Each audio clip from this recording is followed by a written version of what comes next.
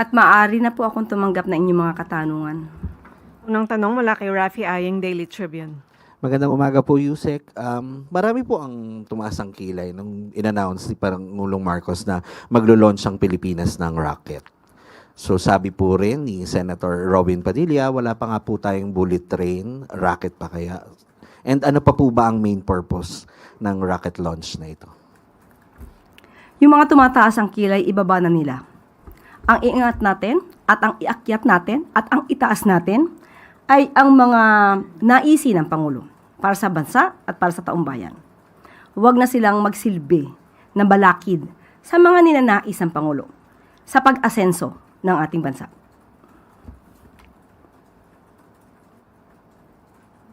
Yun, sinasabi po kasi na marami po pong problema ang ating lipunan. Gaya ng marami po pong nagugutom, kakulangan ng classrooms at ang failed health system natin. Sino po nagsabi po niyan? Sa social media po, yung mga comments po sa mga post. Kung sila po ay nakinig sa Pangulo at nakikita po nila ang lahat ng programa, ito po naman ay tinutugunan ng ating Pangulo. Hindi pa po tapos ang obligasyon ng ating Pangulo sa pag-usad ng ating bansa. Nandiyan pa rin po, tuloy-tuloy ang pagtatrabaho. And nabanggit po ba sa inyo ng Pangulo kung ano po yung gains na makukuha ng Pilipinas sa paglo-launch ng rocket? Ito po ay isang parte ng pag-asenso ng bansa. Common sense. Sunod, okay, may follow-up ka pa. Sunod na tanong mula kay Allen Limos, The Manila Times. Good morning po, Yusek po. During his SONA po, President Marcos opened also the idea of nuclear energy po, of revisiting that up. Debates online po circulated after some senators opposed this proposal po, citing how even a first world country like Japan suffered catastrophic nuclear failures. On top of that din po, yung severe economic setbacks due to massive cost overruns. Now, how will we make sure po that we mitigate these kinds of risks po once we push through with this project po? Kahit naman po nung nagkaroon ng bilateral meeting ang Pangulo with the Russian President Vladimir Putin, isa po ito sa kanyang nabanggit dahil hindi madali na ipaliwanag ang safety ng nuclear energy. At sinisigurado naman po na kapag ito po ay pinasok po natin, ang pag-aaral po na ito ay dapat na kumpleto. At ang mga polisiya na gagamitin dito ay hindi po itatago sa inyo. Ang DOE po, sa pamamagitan po ng Nuclear Energy Program Interagency Committee, ay nagsasagawa na po at nagtatrabaho on a whole of government approach. So, kailangan mag-comply sa safety, security, and safeguards requirement na naaayon din naman po sa International Atomic Energy Agency. So, hindi po susuong ang ating pamahalaan, ang administrasyon, kung ito po ay magpuput in danger ang ating mga kababayan, magkakaroon ng hindi magandang sitwasyon or kondisyon, kasi ang inuuna po ng Pangulo at ng administrasyon ay ang safety ng ating mga kababayan. Sunod na tanong mula kay Tristan Nadalo, Newswatch Plus. Hi, Yusek. Good morning. Yusek, isa po sa pinalakpakan nung ikalimang SONA ni Pangulong Marcos ay yung inanunsyo niya yung pag-alis ng system loss charges sa mga bill ng kuryente. Pero at this point, sabi po ng Philippine Rural Electric Cooperatives Association, isa po itong grupo ng mga electric cooperative na while hindi naman po sila tutol sa pag-aalis ng systems loss charge, dapat raw po it should be accompanied by a government subsidy to prevent financial losses, and warned na kung walang national subsidy dito po sa planong to ay could lead to bankruptcy ng mga electric cooperative. So una kong tanong, gaano kahanda yung gobyerno to shoulder the additional cost kapag umabot nga po itong proposal na to, at ano pong safeguard na hindi rin makakaapekto ito sa modernization ng power grid din natin? Ang gusto po ng Pangulo ay matanggal itong extra cost sa ating mga kababayan, hindi naman para pasanin ang burden na ito ng mga consumer, pati naman po ng mga utility companies. Hindi po yan ang nais ng Pangulo. Ang nais lamang po ng Pangulo ay tiyakin din ng mga utility companies na mayroon silang isinasagawang plano at pagmamonitor para maiwasan po itong losses na ito. Lalong-lalo na po yung mga losses because of theft, pilferage, na napapasan ng mga maaayos at mga matitinong mga Pilipino na nagbabayad ng kanilang mga obligasyon. So, dapat itong sagutin ng utility companies. Bakit? Dahil kailangan nilang gumawa ng programa para maiwasan ito. So, kailangan na maging efficient din sila para maiwasan ang losses na napapasan ng ating mga kababayan. So, ito po ay inaaral dahil hindi po nais ng Pangulo na hindi rin maging maganda ang epekto nito sa mga utility companies. Ongoing pa po, ma'am, yung Of pag-aaral course. in terms Yes. of kung pwede bang mag-subsidy like yung sa mga local cooperatives po. Sa pag-subsidize, hindi siya napag-uusapan. Ang kinakailangan din pag-aralan ng utility companies kung paano nila maiiwasan na magkaroon ng losses. Ma'am, just one observation lang po on the President's SONA. Hindi po nabanggit ng Pangulo yung anti-political dynasty bill despite it being a priority measure of the Marcos administration. Nagbago po ba ang posisyon ng Pangulo when it comes to the anti-political dynasty bill o he remains committed to passing this measure bago matapos yung term niya? Opo, yan pa rin po ang nais ng Pangulo na maipasa sa panahon niya at sa kanyang administrasyon itong anti-political dynasty bill. So, hinihintay na lang po natin kung paano at hanggang kailan ito magkakaroon ng BICAM dahil sa ating pagkakaalam ay ang Senado po yata ang kinakailangan pang metapusin patungkol dyan. Thank you po. Sunod na tanong mula kay Harley Balbuena, IBC 13. Hi, Yusek. Yusek, we'll just ask on the context of a certain phrase from the fifth SONA of the President when he is discussing the uplift. He said, ibinuhos natin ang pondo kung saan karapat-dapat at mas kinakailangan. Ang pera ng taong bayan na muntik mapunta sa bulsa ng mga tiwaling opisyal ay naisalba natin. Ma'am, was there any attempt to steal the funds under the uplift? But the President was able to avert it. Okay. Noong nagsalita po ang Pangulo noong nakaraang SONA, nung sinabi niyang mahiya naman kayo, ay mas naging mapanuri upang hindi agad ma-release ang pondo intended for infrastructure, especially sa flood control projects. Dahil nga nagkaroon ng pag-iimbestiga. So, hindi ito agad ibinigay kung nakikita nila na hindi akma ang pag-aaral at hindi kailangan pondohan. So, yung mga hindi nagastos, kaya nga maraming tumutol sa FLR. At meron pang binanggit na pangalan patungkol dito sa for later release dahil po pinag-ingatan ng Pangulo ang pondo. At dahil sa savings po na nagawa, dahil hindi nga sa pag-release ng mga pondo sa mga proyektong questionable, ito po ang nagamit para ipantustos sa pangangailangan para maibsan ang impact sa mga kababayan natin patungkol sa krisis sa Middle East. Ma'am, does that include the allocations for the flood control projects that were removed and realigned under the 2026 budget? Sa ating pagkakaalam ay ito pa lang ay galing sa 2025 na savings at tignan pa po natin kung ano yung pinakadetalye patungkol dito. Pero ito yung mga 2025 na hindi na nasagawa. Sunod na tanong mula kay Ivan Mayrina, GMA 7. Itatanong ko ho yung reaksyon ng Malacanang sa isinagawang kontrasona ni Senate Minority Leader Alan Peter Cayetano.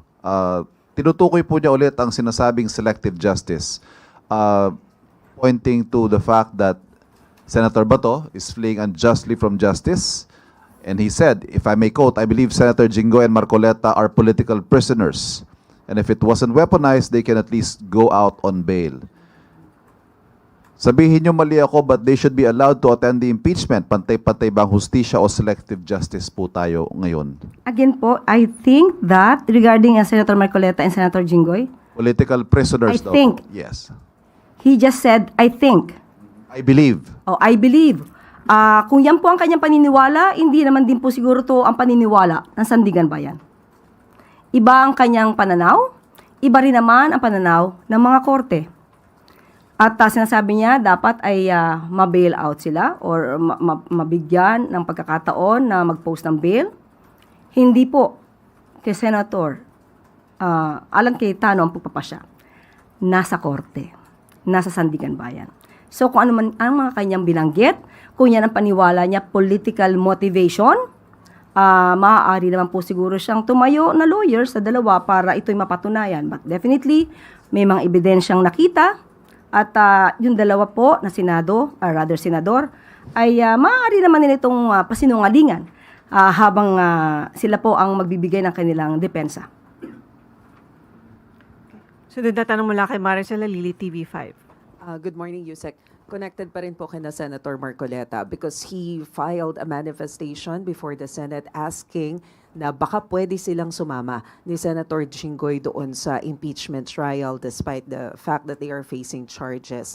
Although it's still the decision of the impeachment court, but what do you think about this manifestation? Should they be allowed to join the trial? So if ever they will be allowed, they will be practicing their profession. So, if that would be the case at inalaw sila, maaaring lahat ng mga profesional na nakakulong habang dinidinig ang kaso ay hahayaan na rin na magtrabaho. Halimbawa, ang isang abogado, ang sabi ng korte, may desisyon ang korte patungkol dito. Siya ay maaari lamang gawin ang kanyang profesyon or i-practice ang kanyang profession bilang abogado kung siya mismo ang nasasakdal at ipinagtatanggol niya ang sarili niya. Pero hindi siya pwedeng mag-represent ng ibang kliyente.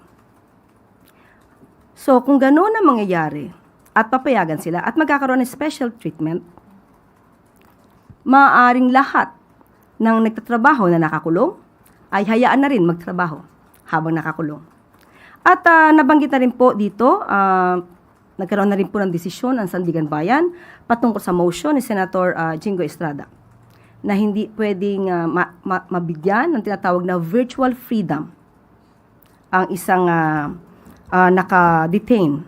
And at the same time, according din kay Justice Carpio, na ang mga tao na nakakulong habang dinidig ang kaso patungkol sa mga kaso ng graft and corruption at kasama din dito kasi similar nature ang plunder, sila dapat ay suspended. So, kung ano man ang magiging desisyon ng Senado patungkol sa manifestation ni Senator Marcoleta, hindi po rin ito mananaig dahil ngayon ang jurisdiction po kay Senator Jinggoy at Senator Marcoleta ay nasa kamay po ng Sandigan Bayan.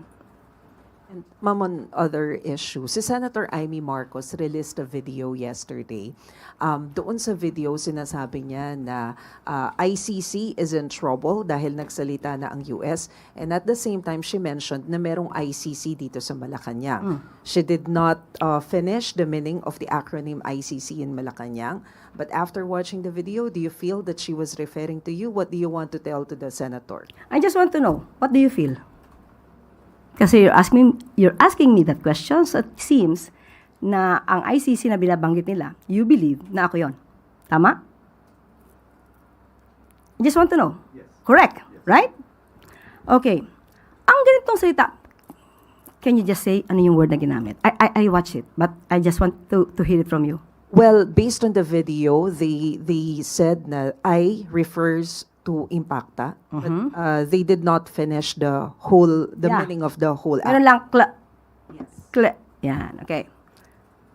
Yung ganong salita, hindi ko kasi siya sinasabi, hindi ko siya nababanggit. Kaya Maricel ko na pinabanggit. Hindi ako sanay sa mga ganong salita. Hindi ako normal na nagsasalita ng ad hominem sa kapwa ko. So, kung sila ang nakapag-describe ng ganong salita, alam nila kung ano ang ibig sabihin nito, alam nila ang description ng salitang Impacta. It takes one to know one. Kaya kung sila ay affected sa aking mga nababanggit dahil tayo kumakalaban sa fake news. At iyan ang kanilang pananaw, isang impakta ang kumalaban sa fake news. Sino ngayon ang naglalarawan ng totoong impakta? Yung gumawa ng video, yung kasama sa video, yung nag-direct ng video. Yun ang masasabi nating totoong naglalarawan ng salitang yan. At huwag silang mag-alala. Ang corona ay nasa kanila. Na kay Senator Amy at sa mga grupo nila. At hindi natin kayang agawin ito mula sa kanila. Wala ako sa kalingkingan ni Senator Amy para sa ganyang klaseng description. Sila ay nasa maximum level. Sunod na tanong mula kay Tristan Nadalo, Newswatch Plus. Yusek Claire, mapunta naman po tayo kay Vice President Sara Duterte.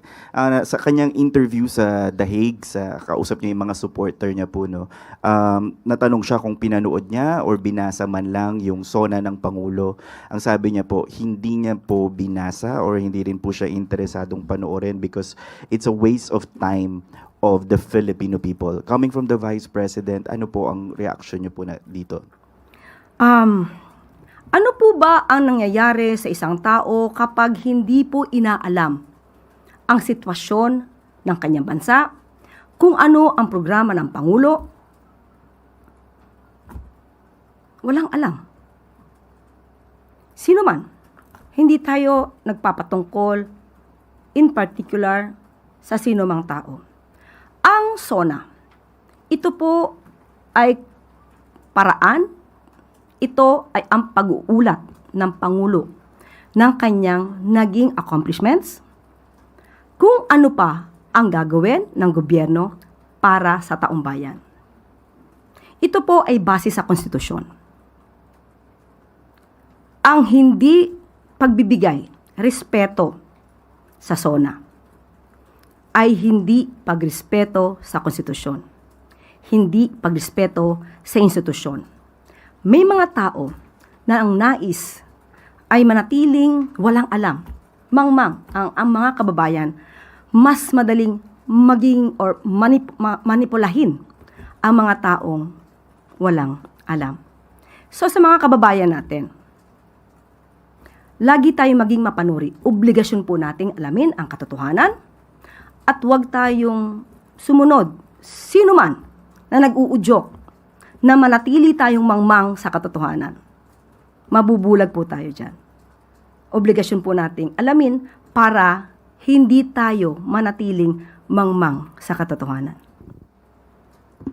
During that interview, natanong din po siya tungkol sa loobin niya kung expected bang makulong si former House Speaker Martin Romualdez dahil nabanggit ni Pangulong Marcos yung kanyang pinsan po sa kanyang SONA. Ang sabi niya, yung sa 20 pesos nga lang na bigas, hindi natupad. Meron din daw po siyang hiniling noong pumayag siyang tumakbo. Yung isa po gusto niyang gawin para sa kanyang mga anak na gagawin niya gabi-gabi. Kaya para sa kanya, hindi pa rin tinupad to ng Pangulo. So bakit pa daw po maniniwala at manonood sa SONA? Okay. Parang ito po yung waste of time sagutin dahil sa walang basihan at walang kakwenta-kwentang mensahe. Alam po natin na lahat ng ito ay kasinungalingan. Nandiyan ang 20 pesos kada kilo na bigas na marami na pong nakaka-avail. Marami na pong nabibinipisyuhan sa mga kadiwa centers natin. At yung patungkol sa kanyang hiling, kayo na po ang mag-compute. Kung ito ay napatupad, kung magkano magiging gastos ng gobyerno. Kung ito mang kanyang hiling ay ipinatupad ng Pangulo. Ano po yung hiling na yun, ma'am, if ma-remember lang po ng publiko? Baka alam mo. Sabihin mo na sa amin. Any idea? Okay, I will answer. Any idea? Ayun po yung pag-uwi, ma'am, sa Davao on a daily basis. Gamit ang Ang chopper po. Si Tristan po ang nagsalita. Okay na? No, seriously, Yusek, can you tell us what was that condition that she asked of the president that she is claiming now that was not fulfilled? Alam naman natin, sa kanyang dating press briefing or press con, nabanggit niya na isa ito sa kanila daw pinag-usapan na kailangan magamit ang presidential chopper para sa pag-uwi niya gabi-gabi para makasama niyang matulog ang kanyang mga anak. Hindi naman ito lingid. Kahit sa inyo po. Sa mga taga-media, hindi ito lingid. At si Tristan na nga rin po ang nagpatotoo niyan. Salamat. No, sorry, ma'am. Sorry, Tristan. But does the president now deny that he acceded to that request at any point nung sila running mates pa lamang when they were trying to perhaps come up with agreements? Pag sila nanalo na. Wala po akong personal na kaalaman, hindi pa po ako parte ng administrasyon ni Pangulong Marcos Jr. So wala po akong categorical na sagot na masasabi patungkol dyan. Sunod na tanong mula kay... Ay, may tanong pa si follow-up question kay Maricel Halili. No, Yusek, na-mention din kasi ni VP Sara doon sa interview sa The Hague na the administration is a dictator and that she's not even sure if we will have an election on 2028. Alam naman po natin ang konstitusyon. So, again, it's a waste of time to make a response on that statement. Next question. Next question mula kay Harleen Delgado, ABS-CBN. Yusek, another follow-up on VP Sara. Sabi ko, next question. But in a separate interview, Yusek, she was asked about the recent incidents of school violence in the country, and she called it a manifestation of a weak leadership. Kaya raw po nagkakanya-kanya na yung mga tao and even government employees. Allow me to quote her, Yusek. Kasi nawawala yung moral ascendancy ng pinakataas, yung mga nasa taas. Pag sinabi nating nasa taas yung ating president, yung ating mga cabinet secretaries at iba pang nagtatrabaho sa Office of the President, kapag ganyan yung nakikita ng mga tao, nawawala yung respeto. What does the palace make of that? Anong incident yung pinatutungkulan niya? Yung school violence like the Tacloban shooting. Mabilis pong nagsagawa ng aksyon ang pamahalaan. Pati po ang PNP, ang mga kapulisan natin sa nasabing lugar. At ngayon po ay gumagawa ng aksyon para ito ay marisolba. Mas maganda po talagang alamin kung anong programa ng Pangulo para hindi po tayo nabubulag sa katotohanan. Sunod na tanong mula kay Sam Mendinilla, Business Mirror. Good morning, ma'am. I-clarify lang po namin.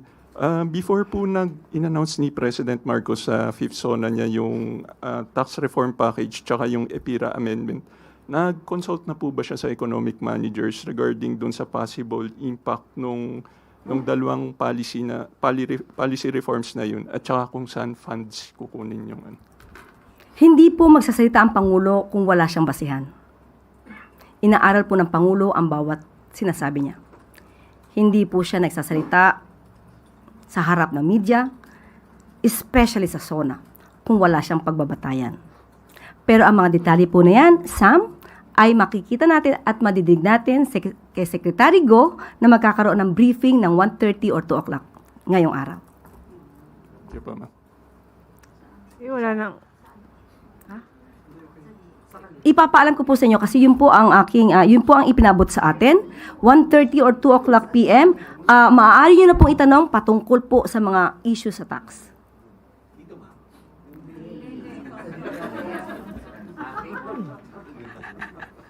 Okay, wala nang tanong mula sa... Napatawa niyo ako ngayong araw na to